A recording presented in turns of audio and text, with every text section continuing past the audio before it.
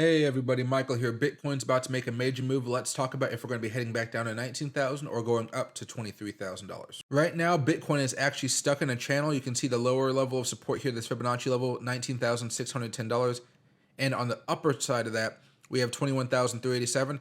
Whichever way we break out first, we're going to have a strong surge. That means if we manage to break above the Fibonacci level over the next few days and we manage to get back above this trend line here, that'll be a strong move, saying we're most likely going to try to get back up here to the next Fibonacci level of $23,000 or so, 22,781. If, however, we do break down, which is the most common thing here in a bear market, we will be taking a pretty big hit, probably going into the 18,000s range. That may be a time of accumulation. That way we actually have a little bit of a consolidation where we drop, then break out later on. That's the hope, at least, as we hope for the bear market rally to occur in the stock market, aka the NASDAQ. Okay? Now, one other thing here, guys, that's going to be very, very important. A lot of you guys will feel the urge to trade here when there's not too many setups. If you guys want to trade, I would be trading the different coins that have actually been having booms over the last few hours. Engine coin is one of them, nice strong uptrend. Another one that you guys may be wanting to look at right now is Ethereum. This one's been moving a little bit, had a little bit of a breakout last night, and it's been doing okay so far.